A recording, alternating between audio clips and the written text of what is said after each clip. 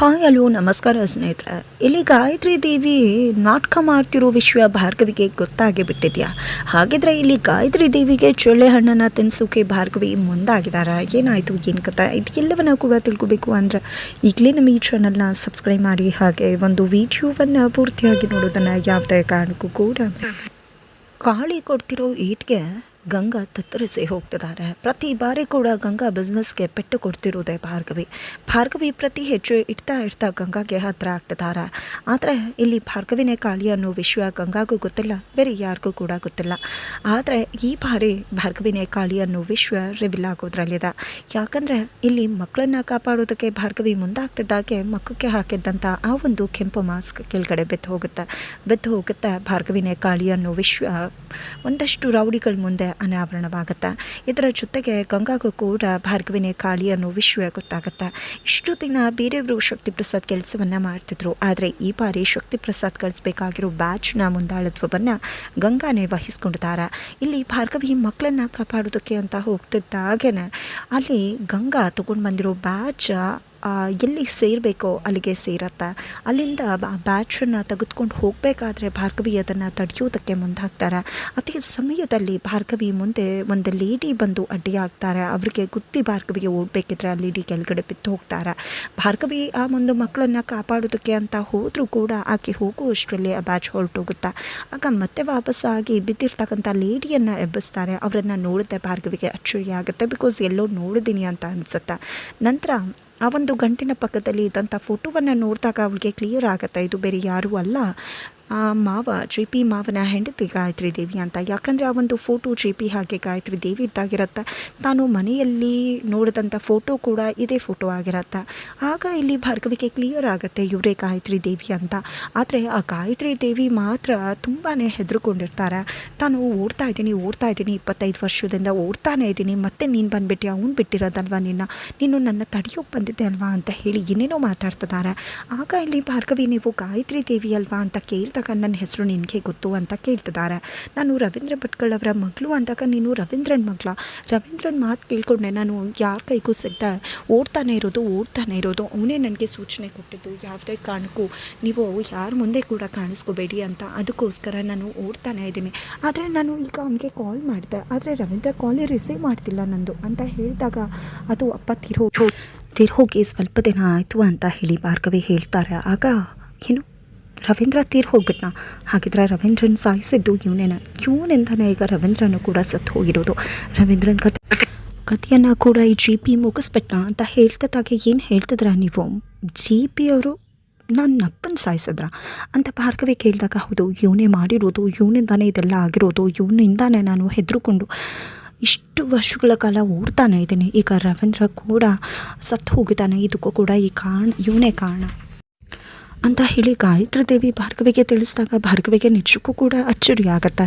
ಏನಿದು ಅಮ್ಮ, ನಿಮ್ಮನ್ನು ಎಲ್ಲರೂ ಕೂಡ ಸತ್ತು ಹೋಗಿದ್ದಾರೆ ಅಂತ ಅಂದ್ಕೊಂಡಿದ್ದಾರೆ, ನೀವು ನೋಡಿದ್ರೆ ಇನ್ನೂ ಕೂಡ ಬದುಕಿದ್ದೀರಾ ಅಂದಮೇಲೆ ಎಲ್ಲರೂ ಮುಂದೆ ಯಾಕೆ ಬರ್ದೆ ನೀವು ಈ ರೀತಿ ಇದ್ದೀರಾ, ಕತ್ತು ಮುಚ್ಚಿ ಯಾಕೆ ಓಡ್ತಾ ಇದ್ದೀರಾ ಅಂತ ಹೇಳಿ ಅಲ್ಲಿ ಭಾರ್ಗವಿ ಗಾಯತ್ರಿ ದೇವಿಯನ್ನು ಪ್ರಶ್ನೆ ಮಾಡ್ತಾರೆ. ಆಗ ಗಾಯತ್ರಿ ದೇವಿ ಹೇಳೋದು ಇದಕ್ಕೆಲ್ಲ ಕಾರಣ JPಯಿಂದಾನೇ ಇಷ್ಟೆಲ್ಲ ಆಗ್ತಿರೋದು, ಅವನಿಗೆ ಹೆದರ್ಕೊಂಡು ನಾನು ಈ ರೀತಿ ಓಡ್ತಿರೋದು, ಅವ್ನು ಕಣ್ಣು ಮುಂದೆ ಬಂದರೆ ನನ್ನ ಕಥೆಯನ್ನೇ ಮುಗಿಸ್ಬಿಡ್ತಾನೆ, ಹಾಗಾಗಿ ನಾನು ಈ ರೀತಿ ಓಡ್ತಾ ಇದ್ದೀನಿ, ನನ್ನ ತಂದೆನೇ ಹೇಳಿದ್ದು ಅವನ ಕಣ್ಣಿಗೆ ಬೀಳಬೇಡ ಅಂತ ಹೇಳಿ.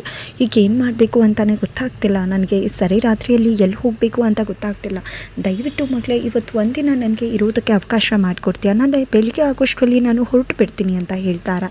ಆಗ ಭಾರ್ಗವಿ ಇದರಲ್ಲಿ ಏನೋ ಇದೆ, ಖಂಡಿತ ಯಾವುದಕ್ಕೆ ಕರೆಕ್ಟಾಗಿ ಲಿಂಕ್ ಆಗ್ತಿಲ್ಲ, ಇರ್ಬೋದು ಇದರಿಂದ ಸತ್ಯ. ಹಾಗಿದ್ರೆ ಇವ್ರು ಹೇಳ್ತಿರೋದೇ ನಿಜನಾ? ಮಾವನೇ ಇದಕ್ಕೆಲ್ಲ ಕಾರಣನ? ಅಪ್ಪನ ಸಾಯಿಸಿದ್ದು ಮಾವನ? ಇದನ್ನೆಲ್ಲ ತಿಳ್ಕೊಳ್ಳೇಬೇಕು. ಜೊತೆಗೆ ಗಾಯತ್ರಿ ದೇವಿಯನ್ನು ಹುಡುಕ್ತಿದ್ದೆ ನಾನು, ಆದರೆ ಅವರೇ ಕಣ್ಮುಂದೆ ಬಂದಿದ್ದಾರೆ, ಹೇಗಿದೆಲ್ಲ ಆಗೋಕ್ಕೆ ಸಾಧ್ಯ ಅಂತ ಅಂದ್ಕೊಂಡಿದ್ದೆ. ಒಂದು ನಿರ್ಧಾರ ಮಾಡೇ ಬಿಡ್ತಾಳೆ, ಅವರನ್ನು JP ಮನೆಗೆ ಕರ್ಕೊಂಡು ಹೋಗಬೇಕು ಅಂತ. ಕಡೆ JP ಪಾಟೀಲ್ ಅವರ ಮುಂದೆ ಆ ಒಂದು ಉಂಗುರ ಬರ್ತಿದ್ದಾಗೆ JP ಪಾಟೀಲ್ ರುಚಿಗೆಳ್ತಾರೆ, ನಿರ್ಮಲ್ ಅವ್ರ ಮೇಲೆ ರೇಗ್ತಾರೆ. ಆಗ ನಿರ್ಮಲ್ ಅವರು ಯಾರು ಎಂತು ಅಂತ ಚರಣ್ ಎಲ್ಲರೂ ಕೂಡ ಸೇರಿಕೊಂಡು ಕ್ವೆಶ್ಚನ್ ಮಾಡಿದಾಗ JP ಪಾಟೀಲ್ ಕೊನೆಗೂ ಕೂಡ ಅದು ನನ್ನ ಹೆಂಡತಿ ಗಾಯತ್ರಿ ದೇವಿಯ ಉಂಗುರ, ಆಕೆಯ ನೆನಪಿಗೋಸ್ಕರ ನಾನು ಇಟ್ಕೊಂಡಿದ್ದೆ, ಆಕೆ ಜಸ್ಟ್ ನನ್ನ ಮದುವೆ ಆಗಿರೋ ಹೆಂಡತಿ ಮಾತ್ರ ಅಲ್ಲ, ಆಕೆ ನನ್ನ ಗೆಳತಿ ಕೂಡ ಆಗಿದ್ರು ಅಂತ ಹೇಳಿ ಆಕೆಯ ಬಗ್ಗೆ ಮಾತನಾಡ್ತಾರೆ. ಇದರಿಂದ ನಿರ್ಮಲ್ ಅವ್ರಿಗೆ ತುಂಬ ಬೇಜಾರಾಗತ್ತೆ. ನಾನು ಇಷ್ಟು ವರ್ಷಗಳ ಕಾಲ ಸಂಸಾರ ಮಾಡಿದ್ದೀನಿ, ಇನ್ನೂ ಕೂಡ ಆಕೆಯನ್ನೇ ಮನಸ್ಸಲ್ಲಿ ಇಟ್ಕೊಂಡಿದ್ದಾರೆ ಅಂದರೆ ಏನು ಅರ್ಥ ಅಂತ. ಜೆ ಪಿ ಪಾಟೀಲ್ ನನ್ನ ತಂದೆನೇ, ಗಾಯತ್ರಿ ದೇವಿ ನನ್ನ ತಾಯಿ, ಹಾಗಿದ್ರೆ ಅವರು ಸತ್ತಿದಾರ, ಅವರಿಂದ ನೋಡಿದ್ರೆ ಬದುಕಿದಾರಲ್ಲ ಅಂತ ಹೇಳ್ತಿದ್ದಾಳಲ್ಲ ಅಂತ ಹೇಳಿ ಚರಣ್ ಕೂಡ ಯೋಚನೆ ಮಾಡ್ತಿದ್ದಾರೆ. ಅತ್ತ ಕಡೆ ಬೃಂದ ಕೂಡ ಗಾಯತ್ರಿ ದೇವಿಯನ್ನು ಹುಡುಕ್ತಿದ್ದಾಳೆ. ಆಗ ಶಕ್ತಿ ಪ್ರಸಾದ್, ನೋಡು ಬೃಂದ, ನೀನು ಏನೇ ಮಾಡಿದ್ರು ಕೂಡ ಗಾಯತ್ರಿ ದೇವಿಯನ್ನು ಹುಡುಕ್ಲಿಕ್ಕೆ ಸಾಧ್ಯ ಆಗೋದಿಲ್ಲ. ಗಾಯತ್ರಿ ದೇವಿಯೇ ನಿನಗೆ ಸಿಗೋದು ಇಲ್ಲ. ಸುಮ್ಮನೆ ವಿನಾಕಾರಣ ಹುಡುಕಿ ವ್ಯರ್ಥ ಪ್ರಯತ್ನ ಮಾಡಬೇಡ ಅಂತ ಹೇಳ್ತಾರೆ. ಬೃಂದ ಇಷ್ಟೊತ್ತು ಗಾಯತ್ರಿ ದೇವಿಯನ್ನು ಹುಡುಕಬೇಕು, ಗಂಡನ ಮುಂದೆ ಕರ್ಕೊಂಡು ಹೋಗಬೇಕು, ಗಂಡನ ಪ್ರೀತಿಯನ್ನು ಕಳಿಸ್ಕೋಬೇಕು ಅಂದ್ಕೊಂಡಿದ್ರು. ಬಟ್ ಆ ಆಸೆಗೆ ತಣ್ಣೀರಿಸ್ತಾರೆ ಶಕ್ತಿ ಪ್ರಸಾದ್. ಬಟ್ ಆಲ್ರೆಡಿ ಗಾಯತ್ರಿ ದೇವಿ ಭಾರ್ಗವಿ ಕೈಗೆ ಸಿಕ್ಕಿದ್ದಾಗಿದೆ. ಜೊತೆಗೆ ಭಾರ್ಗವಿನೇ ಕಾಳಿಯನ್ನು ವಿಶ್ವ ಗಂಗಾಗೂ ಕೂಡ ಗೊತ್ತಾಗಿದೆ. ಇತ್ತ ಕಡೆ ಜಿ ಪಿ ಪಾಟೀಲ್ ಬಳಿಗೆ ಶಕುಂತಲ್ ಅವರು ಹೋಗಿದ್ದೆ. ನೋಡು ನಿರ್ಮಲಾ ತುಂಬ ವಿಚಾರ ಮಾಡ್ಕೊಂಡಿದ್ದಾಳೆ. ಇಷ್ಟು ವರ್ಷಗಳ ಕಾಲ ಅವಳು ನಿನ್ನ ಜೊತೆ ಸಂಸಾರ ಮಾಡಿದ್ಲು, ನಿನ್ನ ಪ್ರತಿ ಕಷ್ಟದಲ್ಲೂ ಕೂಡ ಜೊತೆಯಾಗಿ ನಿಂತಿದ್ಲು, ನೀನೇ ಹೋಗಿ ಅವಳನ್ನ ಸಮಾಧಾನ ಮಾಡು ಅಂತ ಹೇಳ್ತಾರೆ. ಹಾಗಾಗಿ ಜಿ ಪಿ ಪಾಟೀಲ್ ಕೂಡ ನಿರ್ಮಲಾ ಬಳಿಗೆ ಬಂದು, ನೋಡು ನಿರ್ಮಲಾ, ನೀನು ಇಷ್ಟು ವರ್ಷಗಳ ಕಾಲ ನನ್ನ ಪ್ರತಿ ಕಷ್ಟ ಸುಖದ ಎಲ್ಲದರಲ್ಲೂ ಕೂಡ ಜೊತೆಯಾಗಿ ನಿಂತಿದ್ಯಾ. ನನಗೆ ಎಷ್ಟೇ ರೇಗಿದ್ರು, ಕೋಪ ಮಾಡಿಕೊಂಡ್ರು, ಎಲ್ಲವನ್ನೂ ಕೂಡ ಸಹಿಸ್ಕೊಂಡು ಇಷ್ಟು ವರ್ಷಗಳ ಕಾಲ ನನ್ನ ಜೊತೆ ಜೀವನ ಮಾಡ್ಕೊಂಡು ಬಂದಿದ್ಯಾ. ನಿನ್ನನ್ನು ನಾನು ತಾತ್ಸಾರ ಮಾಡ್ತೀನಿ, ನಿನ್ನನ್ನು ಕಡೆ ಕಾಣಿಸ್ತೀನಿ ಅಂತ ಹೀಗೆ ಅಂದ್ಕೊಂಡೆ. ನಾನು ನಿನ್ನ ಹತ್ರ ನನ್ನ ಮನಸ್ಸಿನ ಮಾತನ್ನು ಹೇಳ್ತಾ ಇರ್ಬೋದು, ಆದರೆ ನನ್ನ ಮನಸ್ಸಲ್ಲಿ ನಿನಗೆ ಬೇರೆದೇ ಸ್ಥಾನ ಇದೆ. ನಿಜಕ್ಕೂ ನಾನು ನಿನ್ನ ತುಂಬ ಅಂದರೆ ತುಂಬ ಪ್ರೀತಿ ಮಾಡ್ತೀನಿ ಅಂತ ಹೇಳಿ ಜಿ ಪಿ ಪಾಟೀಲ್ ನಿರ್ಮಲ್ ಅವ್ರಿಗೆ ಹೇಳ್ತಾರೆ. ಜೊತೆಗೆ ಇಲ್ಲಿ ಅರ್ಜುನ್ ಕೂಡ ಅಮ್ಮನ ಹತ್ರ, ಅಮ್ಮ ನಿಮ್ಮನ್ನ ಅಪ್ಪ ತುಂಬ ಪ್ರೀತಿ ಮಾಡ್ತಾರೆ, ಹಾಗಿಲ್ಲ ಅಂದಿದ್ರೆ ಖಂಡಿತವಾಗ್ಲೂ ಕೂಡ ಅವರು ಇಷ್ಟು ವರ್ಷಗಳ ಕಾಲ ನಿಮ್ಮ ಜೊತೆ ಇಷ್ಟು ಚೆನ್ನಾಗಿ ಸಂಸಾರ ಮಾಡ್ಕೊಂಡು ಇರೋಕ್ಕಾಗ್ತಿರ್ಲಿಲ್ಲ. ಜೊತೆಗೆ ಅಪ್ಪ ಯಾರ ಮೇಲೆ ಬೇಕಿದ್ರೂ ರೇಗಿರ್ಬೋದು, ಆದರೆ ನಿಮ್ಮ ಮೇಲೆ ಎಂದೂ ಕೂಡ ರೇಗಿಲ್ಲ. ಅಲ್ಲೇ ತಿಳ್ಕೊಳ್ಳಿ ಪಪ್ಪ ನಿಮ್ಮನ್ನು ಎಷ್ಟು ಪ್ರೀತಿ ಮಾಡ್ತಾರೆ ಅಂತ ಹೇಳಿ ಅರ್ಜುನ್ ಕೂಡ ತಿಳಿಸಿರ್ತಾರೆ. ಹಾಗಿದ್ರೆ ಈ ಉಂಗುರ ಯಾಕೆ ನಿಮ್ಮ ಹತ್ರ ಇರಬೇಕು, ಈ ಉಂಗುರದಿಂದನೇ ಅಲ್ವಾ ಇಷ್ಟೆಲ್ಲ ಆಗಿತ್ತು ಅಂತ ನಿರ್ಮಲ್ ಅವರು ಕೇಳಿದಾಗ, ಖಂಡಿತ ಈ ಉಂಗುರದಿಂದ ನಿನಗೆ ಪ್ರಾಬ್ಲಮ್ ಆಗುತ್ತೆ ಅಂದರೆ ಖಂಡಿತ ಈ ನೆನಪೇ ನನಗೆ ಬೇಡ, ಹಳೆ ನೆನಪು ಜೊತೆಗಿರಲಿ ಅಂತ ಇಟ್ಕೊಂಡಿದ್ದೆ, ಅದರಿಂದ ನಮ್ಮ ಸಂಸಾರಕ್ಕೆ ತೊಂದರೆ ಆಗುತ್ತೆ, ನಿನ್ನ ಮನಸ್ಸಿಗೆ ನೋವು ಆಗುತ್ತೆ ಅಂದರೆ ಈ ಉಂಗುರವೇ ಬೇಡ ಅಂತ ಹೇಳಿ ಆ ಉಂಗುರವನ್ನು ಹಾಗೆ ಬಿಸಾಡಿಬಿಡ್ತಾರೆ. ಇದು ನಿಜಕ್ಕೂ ಚರಣ್ಗೆ ತುಂಬ ಅಂದರೆ ತುಂಬ ಸಿಟ್ಟು ಬರುತ್ತೆ. ಬಿಕಾಸ್ ನಮ್ಮ ಗಾಯತ್ರಿ ದೇವಿ ನೆನಪನ್ನು ಎಷ್ಟು ಬಿಟ್ಟರು ಅಪ್ಪ ಅಂತ ಹೇಳಿ. ನಂತರ ಆ ಉಂಗುರ ಹೋಗಿ ಭಾರ್ಗವಿ ಕಾಲ ಕೆಳಗಡೆ ಬಿದ್ದು ಬೀಳುತ್ತೆ.